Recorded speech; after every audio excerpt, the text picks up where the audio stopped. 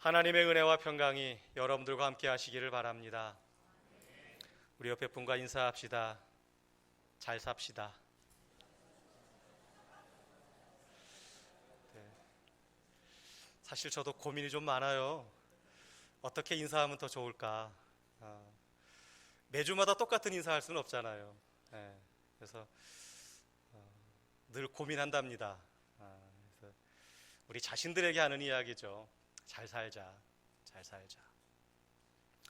우리는 나름대로 울타리라고 하는 것에 갇혀서 살아갑니다. 그리고 좀처럼 그 울타리를 잘 넘어서지 못해요.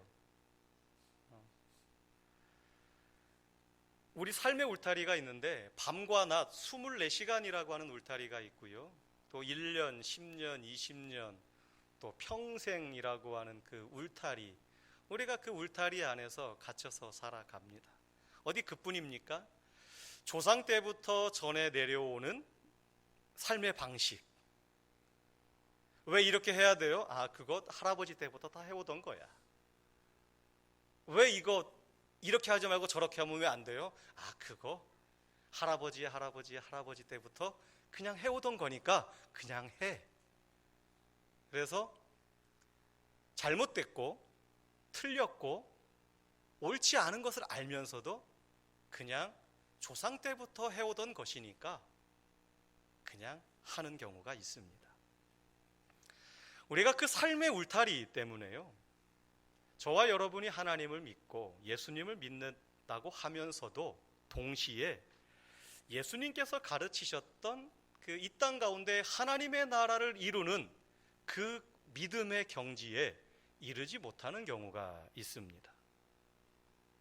내가 경험한 것, 내가 익히 배운 것, 또 아버지 때로부터 조상 때로부터 그냥 쭉 내려오던 것, 그 울타리에 갇히고 신앙 또한 그 신앙의 울타리 안에 갇혀서 때로는 그 울타리의 경계를 넘어서지 못해서 정말로 이 땅에 이루고자 하시는 하나님의 그 뜻을 우리가 왜곡되게 살아가는 경우가 우리들 가운데 있습니다. 예수님 당시에 유대인들은요, 서기관과 그 바리새인들의 그 의의를 넘지 못했습니다. 울타리를 넘지 못했어요. 그러자 예수님께서 말씀하십니다. 내가 너희에게 이르노니 너희의 의의가 서기관과 바리새인보다 더 낫지 못하면 결코 천국에 들어가지 못하리라 라고 마태복음 5장 20절에서 말씀을 하시면서 그 이후에 계속해서 이렇게 말씀을 하십니다. 너희가 옛사람에게 말한 바, 즉 하나님께서 모세를 통하여 시내 산에서 너희에게 주신 그 율법을 이렇게 듣고 저렇게 듣고 이렇게 배우고 저렇게 배워왔는데, 그런데 너희가 그 말씀의 뜻을 제대로 모르고 살아왔구나. 너희가 이렇게도 배우고 저렇게도 배우고 왔는데, 그래서 나름대로 율법을 지킨다고 지켜왔는데 예수님께서 보시니까 잘못 살아왔다라는 거예요. 그러면서 하시는 말씀이, 율법에는 이렇게 기록되어져 있는데 내가 다시 너희에게 말하노니 이것은 이런 뜻이니 이렇게 살아라 라고 예수께서 말씀하십니다. 하나님께서 모세를 통해서 주신 율법의 참뜻, 우리가 그 뜻을 모르고 그냥 율법에만 얽매여 살아가면 어쩌면 오늘도 우린 동일하게 예수님께 이런 그 책망을 우리도 들을지 모르겠습니다. 저와 여러분의 신앙의 목표는 예수님께서 가르치신 하나님 나라의 복음, 우리들에게 주신 그 율법의 문자만이 아니라 그 문자를 넘어서서 그 속에 담고 있는 정신, 마음까지도 변화되는 복음적인 신앙이어야 합니다. 저와 여러분이 모두가 다 그 소망을 품기를 바랍니다. 바리새인과 서기관 같이 자신들의 의, 자신들의 경륜, 자신들의 연륜, 사실 그것은 자랑할 것 없습니다. 사도 바울이 빌립보서 3장 13절로 16절에 이렇게 고백하지요. 나는 오직 한 일, 즉 뒤에 있는 것은 잊어버린다라고 고백을 합니다. 여기 앉아 계신 여러분들도 어제까지 한 일들 중에 자랑하고 내세울 만한 것들이 얼마나 많이 있겠습니까?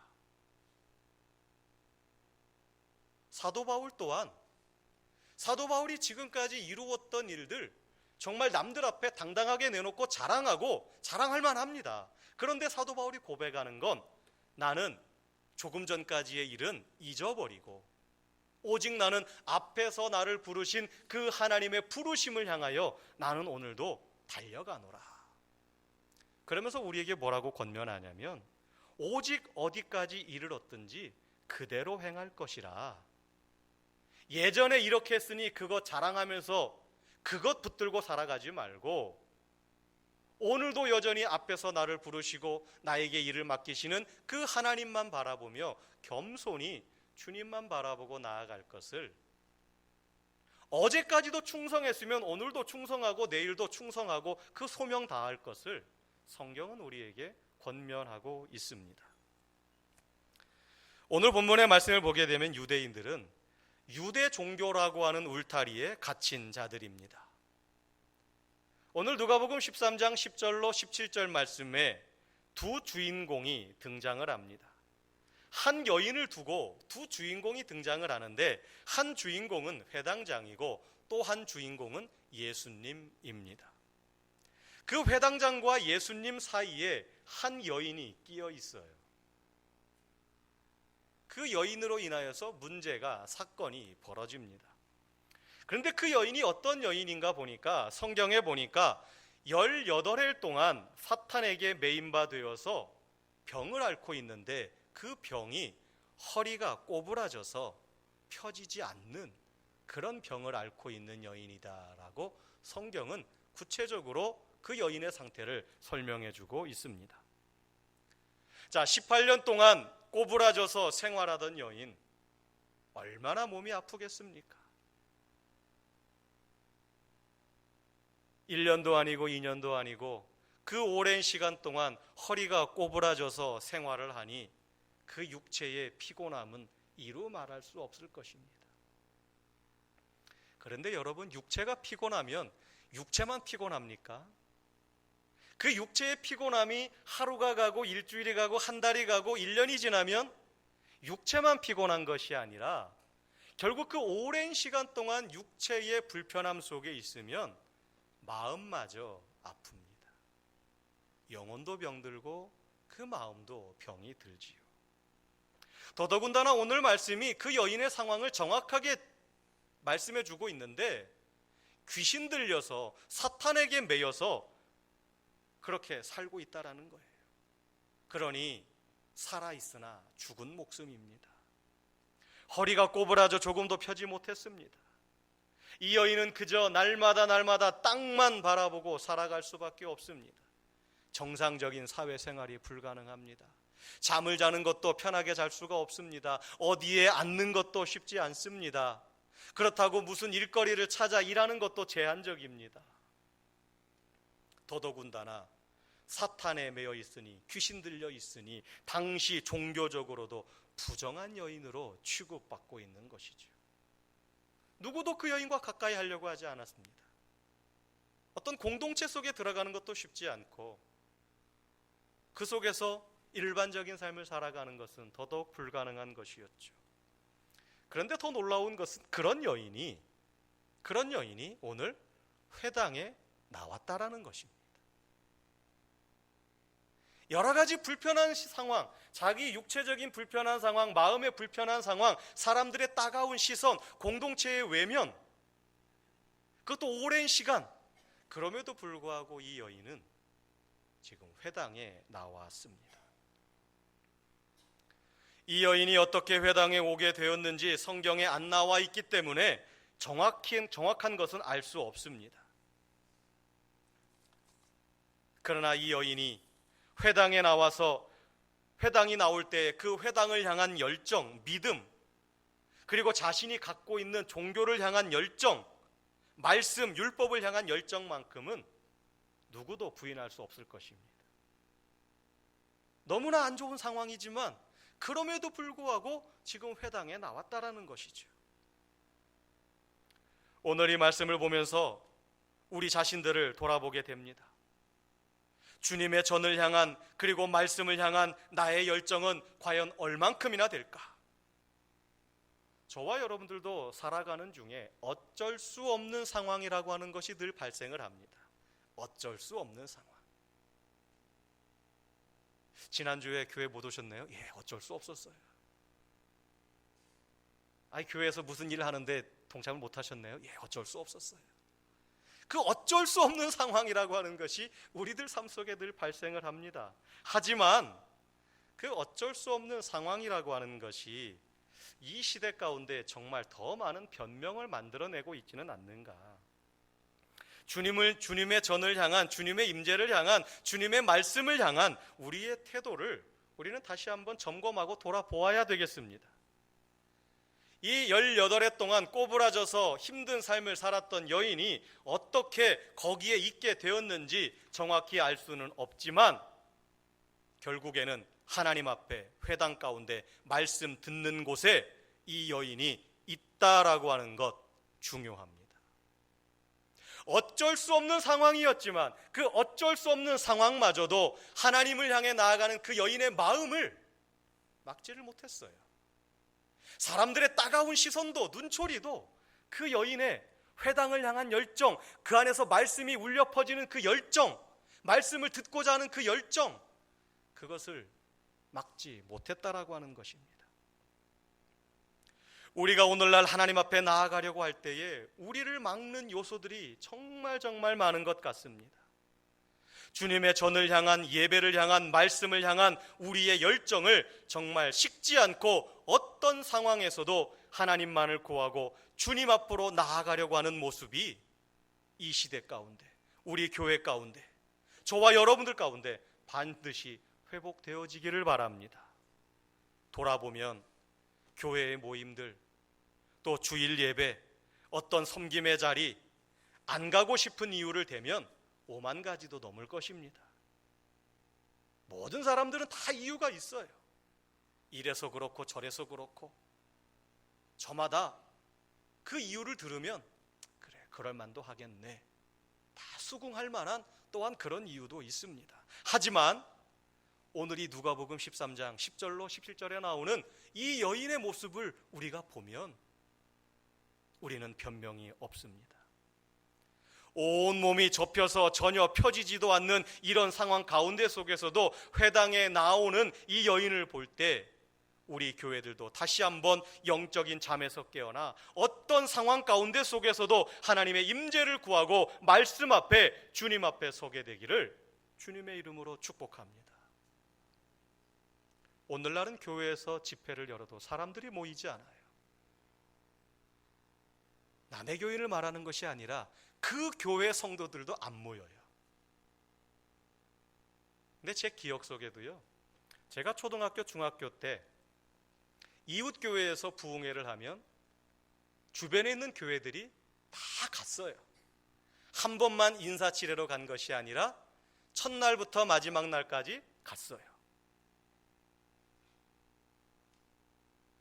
훨씬 더 이전에는 부흥회가 1주일, 2주일이 됐어요. 우리 한국 교회의 초기 교회사를 보게 되면 부흥 사경회를 여는데 지게에다가 쌀을 짊어지고 솥을 걸고 그러고 갔어요. 가서 밥해 먹으면서 예배를 드렸다라는 거예요. 얼마나 바쁜 일이 없었기에 그렇게 할 수 있을까? 그렇지 않습니다. 옛날에도 다들 바쁘셨어요. 일들이 많았습니다. 그럼에도 불구하고 그 모든 것들이 하나님의 말씀을 향한, 예배를 향한 열정을 막지 못했다라는 것입니다. 오늘 이 여인, 하나님 앞에 나와 있는 이 여인의 모습을 보면서 우리들의 삶을 다시 한번 돌아보시기를 바랍니다. 바로 이 여인이 안식일에 예수님께서 하나님 나라의 복음을 가르치시는 그 회당의 자리에 나왔습니다. 그리고 이 여인을 사이에 두고 순식간에 아주 민감한 사건 하나가 터지고 말았어요. 유대인들이 가장 지엄하게 여기는 율법 전통의 그 울타리의 경계를 예수님께서 훌쩍 너무나 가볍게 뛰어넘어 버리신 것입니다. 바로 그 여인을 안식일에 치유하신 거죠. 천국에 대해 다시 말씀해 주세요. 또 다른 것도 있나요? 어린 양들아, 무서워 말라. 너희 아버지께서 그 나라를 주시기를 기뻐하시니라. 네 것을 팔아 가난한 자에게 주어라. 해지지 않는 돈지갑을 만들고 축나지 않는 재물 창고를 하늘나라에 마련하여라. 거기는 강도도 없고 좀 먹는 일도 없느니라. 너희 보물 있는 곳에 마음도 있느니라.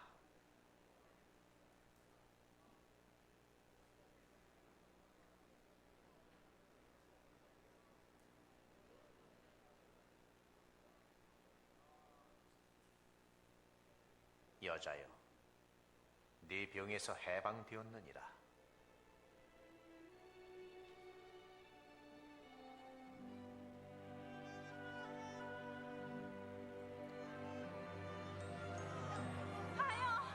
저 여자가 나왔어요. 정말 기적이에요. 와서 보라고요. 주님을 찬양하라. 18년 된 병이 선생님 하나님이 하게 하시는군요.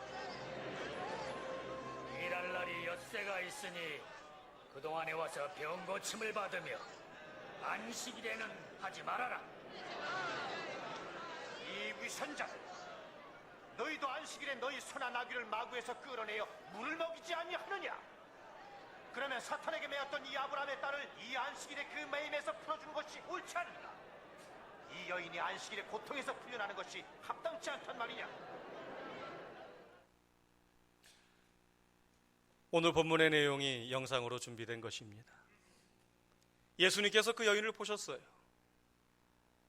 여인은 여러 가지 이유를 들어서 그 회당에 안 나갈 만한 상황이 있어요. 하지만 그 여인은 회당에 나갔고 말씀의 자리에 나아갔을 때 예수님께서 그 여인을 보셨어요.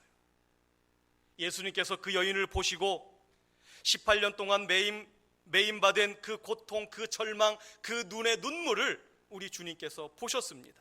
그리고 그 여인을 부르시면서 말씀하십니다. 여자여, 네가 네 병에서 놓였다. 그리고는 그 여인을 안수하십니다. 그러자 여자가 곧 몸이 펴졌고 하나님께 영광을 돌립니다. 뿐만 아니라 그 자리에 모인 모든 사람들이 하나님께 영광을 돌립니다. 놀라운 치유 사건이 일어난 거예요. 그런데 문제는 그날이 안식일이었습니다. 모든 사람들이 하나님을 찬양하는 그 상황 속에서 회당장이라고 하는 한 사람이 나와서 화를 내면서 책망합니다. 엿새 동안 그 날이 있는데 왜 그때 와서 치료받지 않고 오늘 치료를 받느냐? 여러분들 오늘 아침에 교회 오시다가 갑작스럽게 교통사고를 당하셨어요. 어떻게 하셔야 됩니까? 응급실로 가셔야 되나요? 아니면 응급실 가면 비싸니까 내일 가셔야 되나요?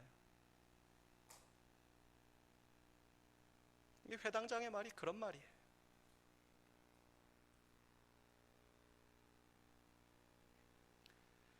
이 회당장이 분을 낸 이유는 유대 종교의 율법 전통, 곧 안식일에 병자를 고치는 것은 안식일을 범하는 죄다라고 하는 유대 종교가 만들어 놓은 미시나라고 하는 1521가지의 그 조항에 위배가 된다라는 거예요. 그래서 화를 내고 있는 거예요. 하나님께서 안식일을 기억하여 거룩히 지키라라고 하는 그 말을 유대 종교인들이 자기들이 막 만들어 놓은 그 조항 안에 결국 갇혀 있는 꼴이 되고 만 겁니다. 회당장의 신앙의 기준, 회당장의 신앙의 울타리가 지금 누구의 신앙과 행동과 부딪힌 것입니까? 바로 하나님 나라를 이 땅에 가져오시는 예수님과 부딪힌 거예요.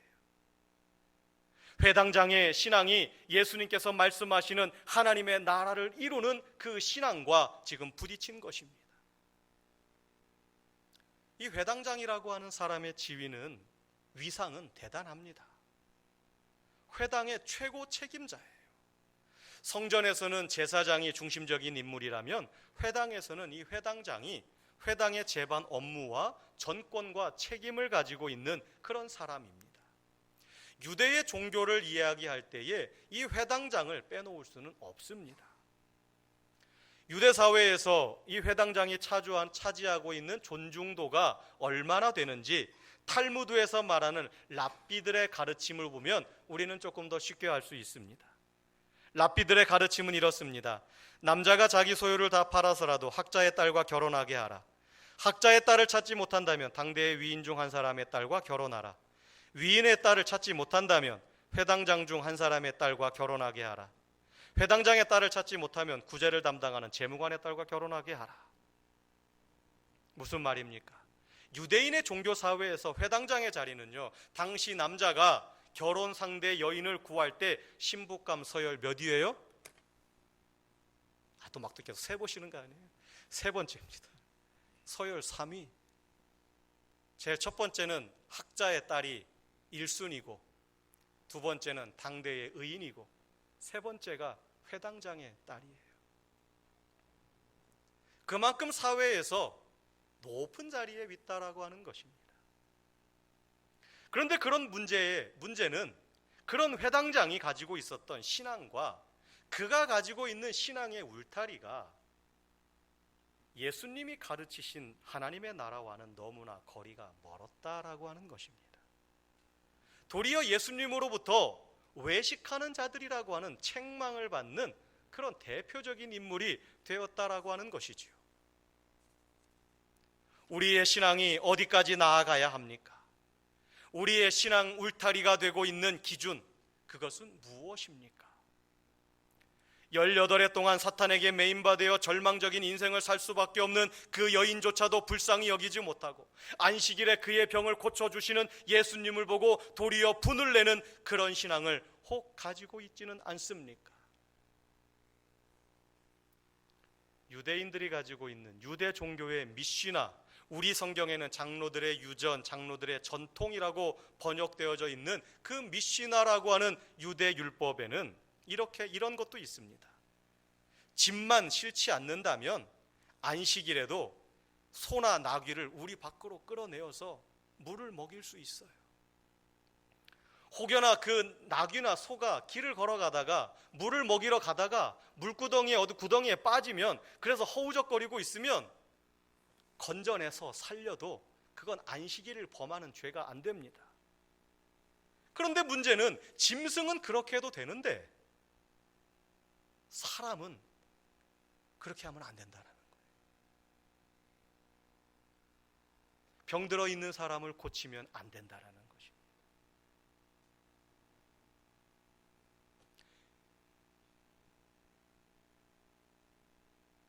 유대 종교가 만들어 놓은 그 장로들의 유전 때문에, 1521가지의 그 법조문 때문에 18해 동안이나 사탄에게 매임받아 절망적인 인생을 살아온 아브라함의 딸을 안식일에 그 매임에서 푸는 것이 어찌 합당한 것이 아니냐라고 예수님께서 그 회당장에게, 아니 당시에 그 신앙의 그 울타리, 옳지 못한 울타리에 갇혀 있는 자들에게 예수님께서 질책을 하고 계시는 것입니다. 이것이 어떻게 너희 말대로 안식일을 범하는 죄가 되느냐? 예수님은 그렇지 않다라는 것입니다. 너희 장로들의 유전이 하나님의 뜻을 구현하지 못한 것이다라고 말씀하고 있는 것입니다. 그래서 예수님께서 너희 의가, 너희의 신앙 기준이 서기관과 바리새인의 의보다, 다시 말해서 유대 전통이 가르치고 있는 그 율법의 가르침보다 더 나아야 한다라고 주님은 말씀하십니다. 율법의 완성은 사랑입니다. 법 중요합니다. 지켜야지요. 그러나 그 법 위에 사랑이라고 하는 것이 있습니다. 우리가 그 사랑을 받고 살아가는 자들 아닙니까? 하나님께서 우리를 법대로 하신다면 우리가 어찌 감히 이 자리에 나와서 하나님께 예배하고 하나님을 찬양하고 하나님 나를 도와주십시오라고 감히 하나님의 도움을 구할 수 있겠습니까? 그러나 우리를 향하신 그 하나님의 사랑이 오늘도 우리를 주님께로 이끌어 가십니다.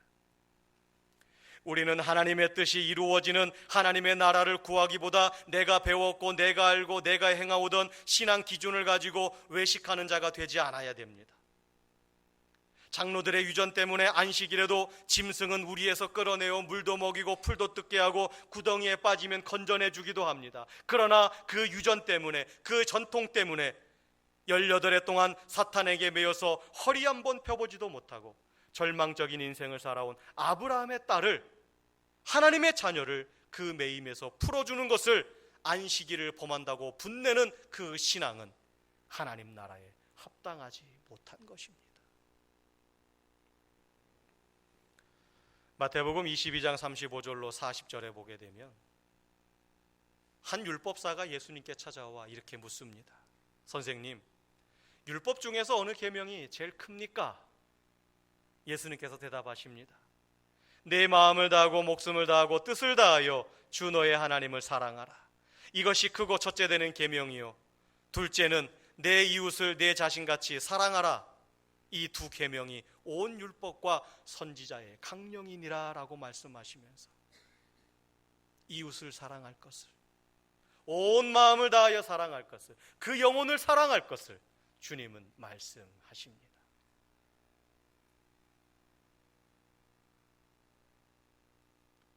우리 예수님의 관심은 언제나 사람입니다. 우리 예수님의 관심은 언제나 그 사람의 영혼입니다. 오늘 말씀을 통해서 우리가 돌아보고 싶은 것은 우리 교회의 모습입니다. 우리 각자의 모습입니다. 오늘날 내가 관심 갖고 있는 것은 무엇입니까? 내가 신앙이라고 하는 울타리 안에서 살아가면서 정말로 내가 관심 갖고 있는 것은 무엇입니까? 우리 소망교회가 신앙의 울타리, 신앙의 공동체를 이루어 가면서 정말로 관심 갖고 있는 것은 무엇입니까? 우리 주님께서 종교 지도자들을 부끄럽게 만드신 것처럼 오늘도 교회들의 관심이 영혼이 아닌, 사람이 아닌 다른 곳에 있지는 않습니까? 오늘날 왜 교회가 세상으로부터 손가락질을 받습니까? 왜 성도가 세상에서 빛으로 소금으로 살아가지 못합니까? 다른 곳에 관심이 있기 때문은 아닐까요? 로마서 13장 8절은 남을 사랑하는 자는 율법을 다 이루었다라고 말씀하고 있습니다. 하나님을 사랑하고 그 사랑의 마음을 가지고 이웃을 사랑하고 그 영혼을 사랑하는 것, 그것이 바로 하나님의 말씀을 온전히 지키고 살아가는 것입니다. 오늘도 주님의 관심은 사람입니다. 주님의 마음은 언제나 영혼들을 향해 있습니다. 오늘도 주님은 여러분들이 주님의 자리에 나오기, 주님께서 말씀하시는 그 자리에 나오기를 원하십니다. 우리의 형편이 어떠하든지 예배의 자리에 나오기를 원하십니다. 그리고 주님 앞에 나오는 자들을 주께서 보시고 그 눈의 눈물을 보시고 그 마음의 아픔을 보시고 하나님께서 오늘도 우리에게 자유함을 주십니다. 오늘 우리들도 주께서 바라보시는 이웃들을 바라보십시다. 교회가 예수님을 반대하는 무리들처럼 자신들이 만들어 놓은 틀에서 벗어나지 못하고 하나님의 일하심을 가로막지 않도록 우리는 오늘도 조심해야 합니다. 오늘도 우리는 묶여있는 자들을 위해 주님의 복음의 메시지, 진정한 자유를 선포해야 합니다. 우리 교회들이 묶인 것에서 진정한 자유를 선포하고 주님께서 영광 받으시는 저와 여러분의 삶이 되어지시기를 주님의 이름으로 간절히 축원을 드립니다. 사랑과 은혜가 풍성하신 아버지 하나님, 오늘도 우리가 주님께서 부르신 이 자리에 나와 있게 하시니 감사합니다. 여러 가지 많은 상황이 있었고 여러 가지 많은 형편이 있었지만 주께서 오늘 우리를 주의 전으로 부르셨고 우리가 있어야 할 곳이 이곳이고 오늘 우리에게 말씀하시는 하나님의 말씀이 이곳에 있기에 우리가 주의 전으로 모였습니다. 오늘도 우리를 불쌍히 여기시고 긍휼히 여기시는 하나님의 마음을 우리가 기억하게 하시고 날마다 우리를 향하여 바라보시는 하나님의 얼굴을 우리가 구하며 주님의 은혜를 구하고 살아가는 우리들 되게 하옵소서. 주께서 세상을 향하여 바라보시는 그 눈을 우리도 따라가 보게 하시고 주께서 한 영혼의 구원을 안타까이 여기시는 그 마음을 우리가 기억하며 우리들이 살아가는 이웃들에게 우리의 마음을, 주님 사랑의 마음을 담대히 나누어서 그곳에 우리들이 살아가는 삶의 현장에 하나님의 나라를 이루어가는 우리들 되게 하옵소서. 이 땅에 하나님의 나라를 전하러 오신 예수님의 마음대로 그 가르침을 들은 우리들이 살아가는 가정과 일터에 하나님의 선하신 뜻을 나타내고 살아가는 우리들 되게 하옵소서. 예수님의 이름으로 기도드립니다. 아멘.